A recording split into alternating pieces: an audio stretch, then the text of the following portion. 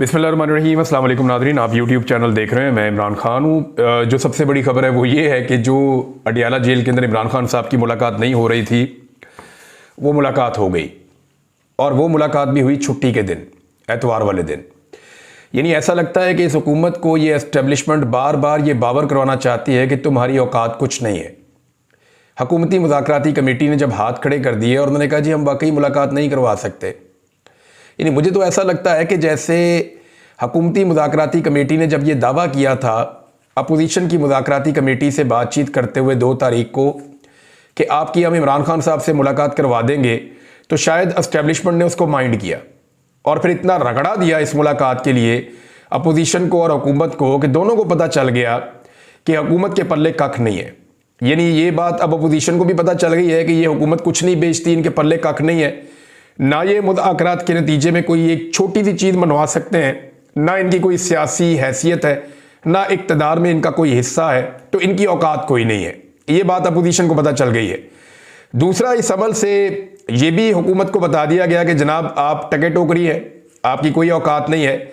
चाहे मरीम नवाज़ कहें कि मैं जेल के अंदर हीटर भी बंद कर सकती हूँ और खाना भी बंद कर सकती हूँ, लेकिन औकात इन लोगों की कुछ नहीं है।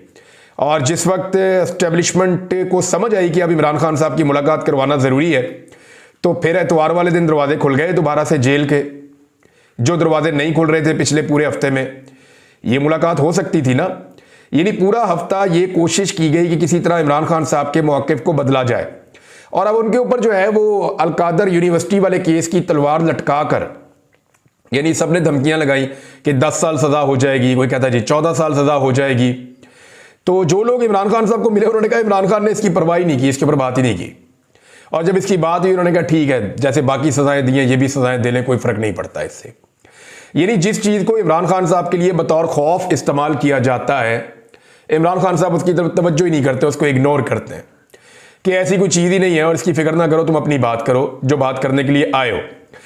तो हुआ ये जनाब कि रात को 2 बजे, यानी एतवार की रात, हफ्ते और एतवार की जो दरमियानी शब है, रात को 2 बजे के करीब पाकिस्तान तहरीक इंसाफ के लोगों से रब्ता किया गया और उन्हें इन्फॉर्म किया गया कि जनाब इमरान खान साहब से आपकी मुलाकात है, तो कल आपने बराए मेहरबानी अडियाला जेल में एतवार वाले दिन, छुट्टी वाले दिन, इन्होंने पूछा छुट्टी वाले दिन, छुट्टी वाले दिन ही आ जाइए, आपकी मुलाकात है इमरान खान साहब से।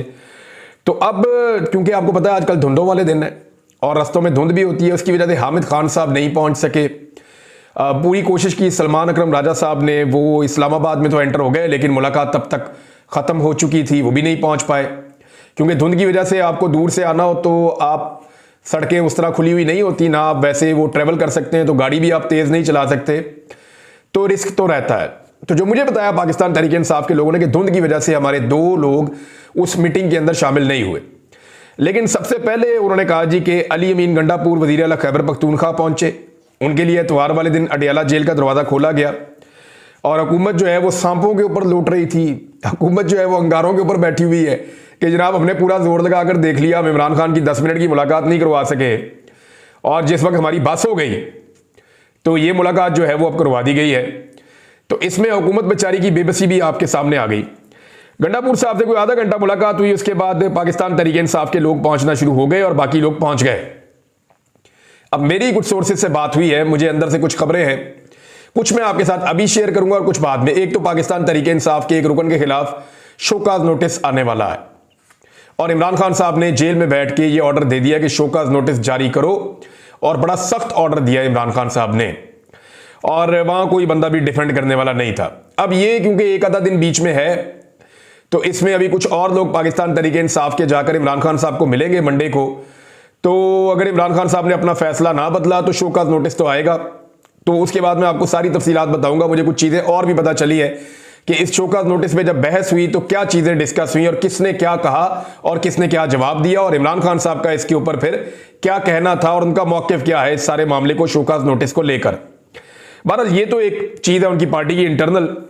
अब इमरान खान साहब ने जो है वो ये कहा कि जो तीसरी मीटिंग होने जा रही है हुकूमत के साथ, इस मीटिंग में हुकूमत को तहरीरी तौर पे आप दे दें और जुडिशल कमीशन की डिमांड के ऊपर, यानी ये वो वाहिद चीज़ है जिस पे इमरान खान साहब आकर डट गए जी हमें नहीं निकालते, जेलों से ना निकालें, और जेलों के अंदर अगर कारकुनों को और टाइम गुजारना भी पड़ता है तो कोई नहीं, हम फेस कर लेंगे। लेकिन जो कत्लेआम हुआ पाकिस्तान तहरीक इंसाफ के लोगों का, चाहे वो 9 मई को हुआ हो, चाहे वो 26 नवंबर को हुआ हो। 9 मई के बाद तो मैं गायब हो गया था नाज़रीन, मुझे तो पता ही नहीं था कि बाहर क्या हुआ, किस तरह हुआ। मुझे तो 142 दिन एजेंसियों ने अपनी तहवील में रखा, तो इस बीच में मुझे आइडिया नहीं था कौन पकड़ा गया, कौन छूट गया, किस तरीके से मामला चले। तो ये तफसीलात जब मैंने देखी और जब मैंने डाटा देखा और उन लोगों तक एक्सेस की कि जो लोग उस दिन कत्ल हो गए थे, जिन लोगों को उस दिन शहीद किया गया था पाकिस्तान तहरीक इंसाफ के, वो भी अच्छा खासा नंबर था। और अब 26 नवंबर को जो कत्लेआम हुआ उसका तो मैं खुद विटनेस हूं, मैंने सारी चीज़ें खुद रिपोर्ट की हैं, देखी हैं, सारा मीडिया देखा है, सोशल मीडिया देखा है, लोगों से राब्ते किए हैं, लोगों से मुलाकातें भी मेरी हुई हैं। तो ये तो बड़ा क्लियर है। अब इमरान खान साहब इन दोनों के ऊपर जो जुडिशल कमीशन है इस मामले से तो बिल्कुल पीछे हटने वाले नहीं है। उन्होंने कहा ठीक है जी, मुज़ाकरात आगे बढ़ते रहेंगे। ये तकरीबन कोई 35 से 40 मिनट की मुलाकात हुई है जिसमें सारे लोग बैठे हुए थे। उससे पहले वज़ीर आला खैबर पख्तूनख्वा की आधे घंटे की अलग मुलाकात हुई है। तो इमरान खान साहब ने जो 2-4 इंस्ट्रक्शन दिए, एक तो उन्होंने कहा जी कि इसके ऊपर उन्हें कहें जी कि अब आप तैयारी कर लें कि आपने जुडिशल कमीशन बनाना है, और फाइनली उनको बता दें कि तीसरी मुलाकात के बाद उन्होंने जुडिशल कमीशन अब बनाना है, और अगर वो ये नहीं बनाते या वो इस तरफ नहीं आते तो फिर मुज़ाकरात फारिग हैं। ये इमरान खान साहब ने क्लियरली कह दिया है। और इसके बाद जो है इमरान खान साहब ने यह भी कहा कि जो बैरून मुल्क है उससे कोई किसी किस्म की कोई उम्मीद ना रखे। यानी ये हमारा मकसद नहीं है कि हम किसी बैरूनी मुदाखलत के नतीजे में कोई चीज़ हासिल करने की कोशिश करें। हाँ, इंसानी हुकूक के हवाले से हम आलमी सतह पर आवाज़ उठाएंगे, पाकिस्तान के अंदर भी आवाज़ उठाएंगे। ह्यूमन राइट्स का मामला हो, इंसानी हुकूक का मामला हो, तो वो क्योंकि पूरी दुनिया का मसला होता है, तो इसके ऊपर हमारे पास कोई और रास्ता नहीं है, हम खुलकर और ज़ोरदार तरीके से आवाज़ उठाएंगे। लेकिन पाकिस्तान के अंदर जो फैसले होंगे वो पाकिस्तानी ही करेंगे। अवाम ने अपना फैसला दे दिया था, मैंडेट की सूरत में वो तस्लीम करना पड़ेगा पाकिस्तान के निज़ाम को। नंबर 2, पाकिस्तानी अपना फैसला खुद मनवाएंगे और हम अपना फैसला मनवाएंगे। और इस हवाले से इमरान खान साहब ने पार्टी को अहकामात दिए हैं कि बड़े मोहतात बयानात दिए जाएं और किसी से कोई मदद की उम्मीद भी ना रखे और किसी पर भरोसा भी ना करें, अपने बाजुओं पर, अपनी पार्टी पे और पाकिस्तानियों पे भरोसा करें। ये इमरान खान साहब ने बड़ा कैटेगोरिकली अपने लोगों को वहां पे कहा। और इस हवाले से वहां पे उन्हें मशवरा दिया गया इमरान खान साहब को, एक शख्स की जानिब से जो मुज़ाकराती कमेटी का मेंबर है, उन्होंने कहा जी क्यों ना हम इसमें जो है वो इन मामलात के ऊपर स्पेसिफाई कर दें कि ये बंदे बात करेंगे और सब इसके ऊपर बात नहीं करेंगे। तो इस पे भी राय जो है इसको इमरान खान साहब ने सराहा और बाकी लोगों ने कहा ठीक है, हम इसके ऊपर ये देख लेते हैं कि ख़ास तौर पे जो खारजी मामलात हैं, जो बैरूनी दुनिया से कोई प्रेशर आ रहा है, उसमें हमने क्या स्ट्रेटेजी बनानी है, वो पार्टी फिर उस पर डिसाइड करेगी। और जो ख़ास लोग हैं जो इन चीज़ों को समझते हैं वही इस पर बात करेंगे। मिसाल के तौर पर जब पाकिस्तान पर अभी मिसाइल प्रोग्राम पर पाबंदियाँ लगी तो उसमें पाकिस्तान तहरीक इंसाफ ने स्ट्रेट अवे विद इन 1 घंटा, यानी जैसे ही ये खबर आई 1 घंटे के अंदर अंदर पाकिस्तान तहरीक इंसाफ ने इसकी मजम्मत की और इस पर पाकिस्तान के साथ खड़ी हो गई। उन्होंने कहा जी अमेरिका ने पाबंदियां गलत लगा दी। हालांकि इस वक्त सारी दुनिया ये समझ रही है शायद पाकिस्तान तहरीक इंसाफ को अमेरिका से कोई उम्मीद लगी हुई है, लेकिन ये हुकूमत अभी तक उन पाबंदियों के ऊपर मजम्मत नहीं कर सकी। यानी शहबाज शरीफ का मुंह बंद है, नवाज शरीफ का मुंह बंद है, मरियम नवाज का मुंह बंद है, ख्वाजा आसिफ का मुंह बंद है, बाकी जितने लोग हैं PMLN के, पीपल्स पार्टी के बड़े लोग हैं, इनके मुंह बंद हैं। खुलकर इन्होंने अमेरिका की मुखालफत नहीं की उन पाबंदियों के बाद। लेकिन पाकिस्तान तहरीक इंसाफ ने, जिसको पंजाबी में कहते हैं पैंदी सट्टई, यानी जैसे ही हुआ वैसे ही पाकिस्तान तहरीक इंसाफ ने उसकी मुखालफत की और इस बात की परवाह नहीं की कि इसमें अमेरिका क्या सोचेगा या उनके तासुरात क्या बनेंगे। उन्होंने कहा नहीं जी, मुल्की मफाद का मामला है। ओवरसीज पाकिस्तानियों से जब मैं बात करता हूं कि आप जो कर रहे हैं इससे पाकिस्तान को क्या नुकसान हो सकता है, तो वो कहते हैं जी इतना सा नुकसान भी पाकिस्तान को हम नहीं होने देंगे। जब हम अपने मुतालबात लेकर जाते हैं या अपनी चीजें सामने रखते हैं मगरबी ममालिक के या उनके हुक्मरानों के या अक़वाम मुत्तहिदा के या इंसानी हुकूक की तंजीमों के या उनकी कांग्रेस के या उनकी पार्लियामेंट के, जब अपनी चीजें हम उनके सामने रखते हैं तो हम इस बात पे जोर देते हैं कि ये पाकिस्तान ने नहीं किया और पाकिस्तान की रियासत इसके लिए रिस्पॉन्सिबल नहीं है। हाँ, चंद लोग हैं जिन्होंने रियासती ताकत को इस्तेमाल करके जुल्म, जबर और फस्तायत का बाजार गर्म किया और इंसानी हुकूक की धज्जियां उड़ा दी और कत्लेआम किया पाकिस्तान में 2 मरतबा। तो उनके खिलाफ कार्रवाई की जाए, पाकिस्तान के खिलाफ कार्रवाई ना की जाए। ये ओवरसीज पाकिस्तानी कहते हैं बार बार। तो ये वैसे उनकी ग्रेटनेस है, वरना बेनजीर भुट्टो साहबा को मुझे याद है उन्होंने कहा था कि पाकिस्तान की जो इमदाद है उसको मशरूत कर दिया जाए इस चीज के साथ कि पाकिस्तान में डेमोक्रेसी है या नहीं है, रूल ऑफ लॉ है या नहीं है, इंसानियों की पामालियां तो नहीं हो रही, और वैसे ये मशरूत भी होता है। बेनजीर भुट्टो साहिबा की बात जो है वो उसूलन ठीक थी। उसूलन उनकी बात इसलिए ठीक थी कि जब भी दुनिया आपको इमदाद देती है तो आप उनके साथ कुछ मुआहदों में होते हैं, आपने कुछ एग्रीमेंट साइन किए हुए होते हैं, कुछ चार्टर हैं जिनका आप हिस्सा होते हैं। तो जब आप उनकी खिलाफवर्जी करते हैं तो वहां पे फिर उस वायलेशन के नतीजे में जो आपको इमदाद मिलती है या जो आपकी आलमी सतह पे मदद हो रही होती है उसमें कमी वाक़ई हो जाती है या उसके ऊपर सवालात उठना शुरू हो जाते हैं। तो बेनजीर भुट्टो साहिबा का नुक्ता कानूनी लिहाज से और दीगर तमाम नुक्ता नज़र उनका जो है वो ठीक था, आप किसी लिहाज से भी देखें। लेकिन पाकिस्तान तहरीक इंसाफ उस नहज पे नहीं गई। वो ये कहते हैं जी जिन बंदों ने किया ना, जो जिम्मेदार हैं, वो बताते हैं, नाम लेते हैं, बल्कि अभी उन्होंने नाम लिया फौजी क़यादत का जो मौजूदा है, जो पहले वाली है उनका भी नाम लिया। इसके अलावा उन्होंने IG का लिया, IG इस्लामाबाद का लिया, IG पंजाब का लिया, मरियम नवाज का लिया। उन्होंने कहा जी कि इसमें मुझे जो बताया उन्होंने शहबाज शरीफ के बारे में, वज़ीर दाखिला, वज़ीर दिफा, वज़ीर इतलात, इनके बारे में उन्होंने कहा जी इन लोगों ने तो बाकायदा वार्निंग दे के बंदे मारे हैं। कादी फायद ईसा के बारे में जब मैंने कल ये बात की तो मुझे बहुत सारे लोगों ने राब्ता करके कहा जी बिल्कुल आपने दुरुस्त निशानदेही की है, कादी फायद ईसा साहब को हम बिल्कुल नहीं भुला सकते, उनको इन सारी चीज़ों के अंदर हम शामिल रखेंगे कि जुल्म और बर्बरियत जितनी पाकिस्तान में हुई है उसमें सहूलतकारी का किरदार अदा किया गया है कादी फायद ईसा साहब की जानिब से। अभी नाज़रीन एक और डेवलपमेंट है और वो एतवार वाले दिन होती है, उस वक्त जब एक तो देखें ना, इमरान खान साहब की एतवार वाले दिन मुलाकात करवाई तो ये एस्टेब्लिशमेंट के बगैर तो हो नहीं सकता। एतवार को नहीं खुलती होती जेल, ये मैं आपको बिल्कुल क्लियरली बता दूं।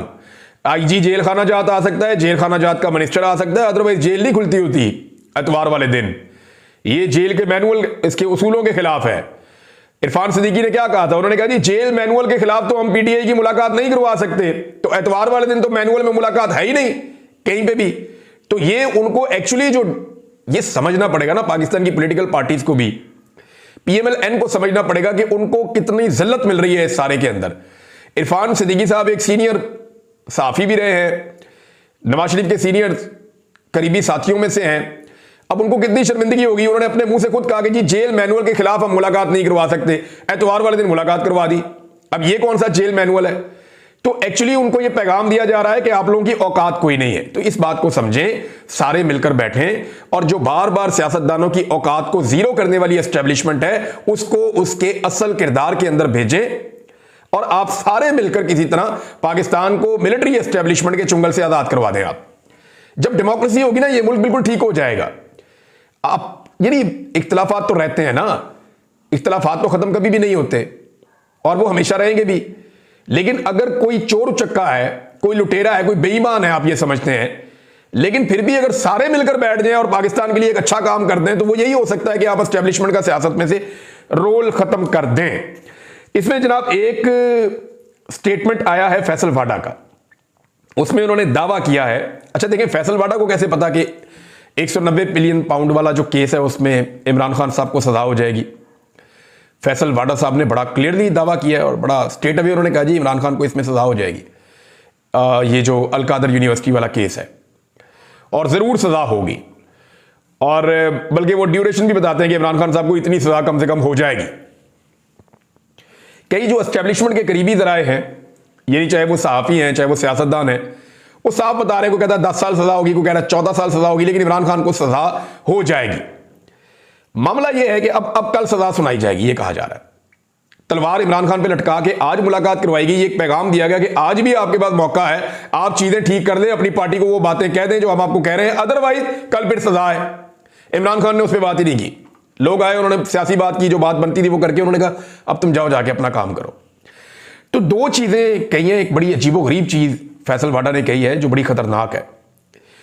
उन्होंने कहा कि इमरान खान साहब की पार्टी में उनके रिश्तेदार जेल में कत्ल की साजिश कर रहे हैं। अब इमरान खान के रिश्तेदार कौन हो सकते हैं? उनकी बहनें क्या उनको कत्ल करना चाहती हैं? या इमरान खान की बीवी जिन्होंने अपनी जान खतरे में डाल दी थी वो इमरान खान को कत्ल करना चाहती हैं? जो बनी गाला में बंद थी वहां से अदालत में रुजू करके उसने कहा जी मुझे जेल में बंद करो, वो कत्ल करना चाहती है?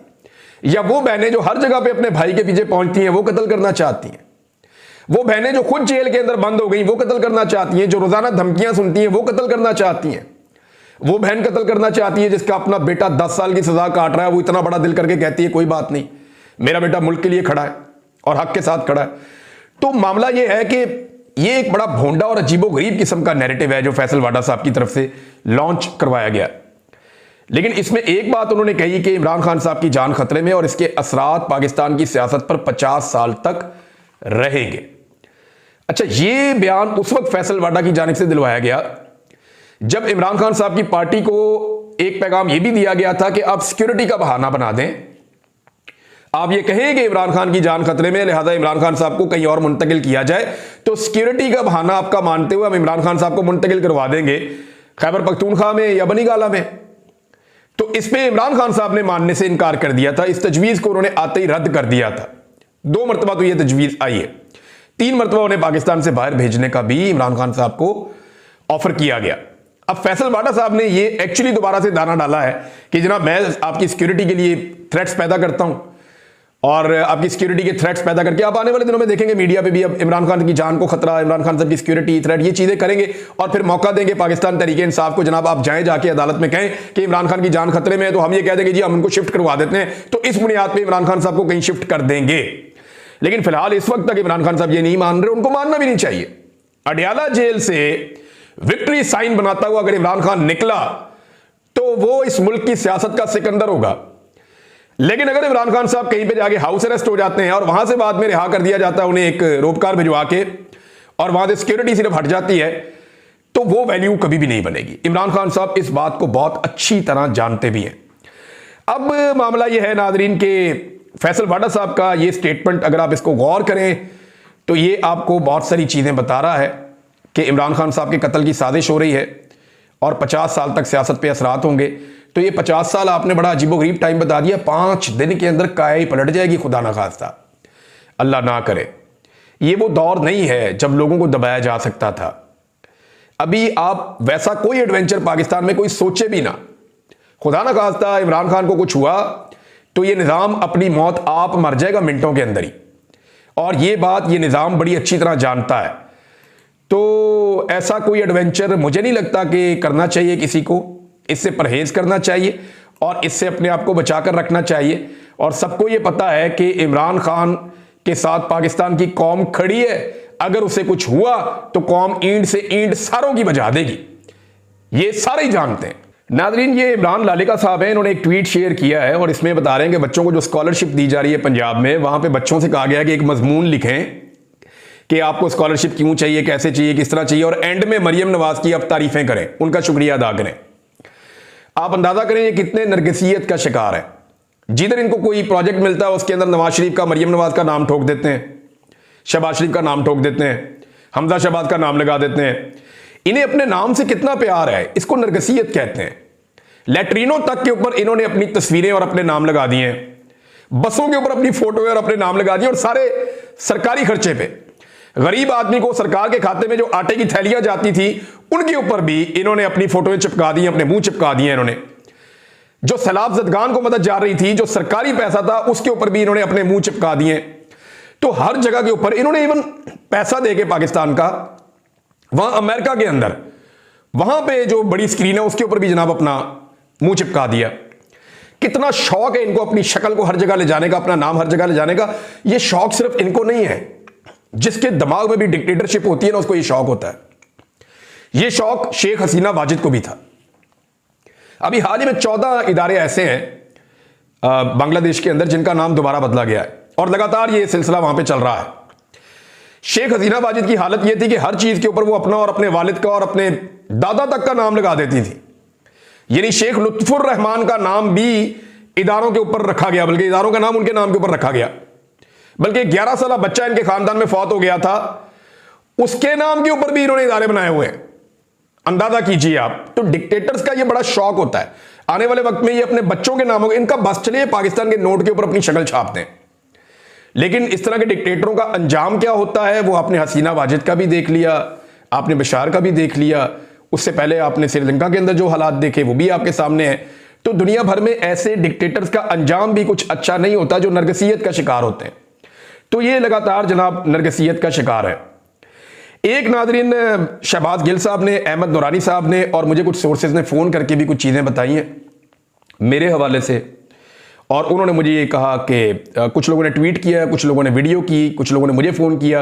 उन्होंने कहा कि इमरान साहब आप बड़े केयरफुल हो जाएं दोबारा से, आपके पीछे पाकिस्तान का इंटेलिजेंस ऑपरेटर्स काम कर रहा है और वो आपको अब नहीं छोड़ेंगे, वो आपको टारगेट करेंगे, उन्होंने मुझे ये कहा। तो हाँ, मैं एक चीज़ आपको क्लियर कर देता हूं कि मेरी अक़वाम मुत्तहिदा के साथ कुछ ईमेलिंग हुई थी।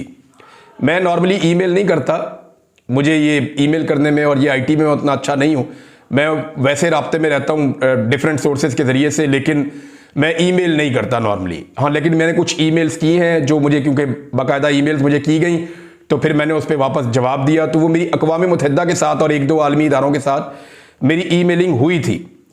अब कुछ लोग ये क्लेम कर रहे हैं कि वहाँ पे कोई ब्रीच हुआ है और वहाँ से कोई इन्फॉर्मेशन निकली है, पाकिस्तान की कोई इंटेलिजेंस एजेंसियाँ उन तक वो पहुँची हैं और वो इंटेलिजेंस एजेंसियाँ मेरे खिलाफ कोई एक्टिविटी करना चाहती हैं। तो ये सिलसिला नया तो नहीं है ना, तो ये पहले भी चलता रहा है, और अगर खुदा न खास्ता ये आइंदा भी चलता रहेगा तो इससे क्या सोच बदल जाएगी किसी की, या इससे क्या मेरी राय तब्दील हो जाएगी? अभी तक तो नहीं हुई। मैं पूरा का पूरा ही तब्दील हो गया हूं। ये राय मेरी नहीं तब्दील हुई, राय तो वही है जो है, तो राय ऐसे थोड़ी तब्दील हो जाएगी। अब तक के लिए इतने, अपना ख्याल रखिएगा, अपने इस चैनल का भी। अल्लाह हाफ़िज़।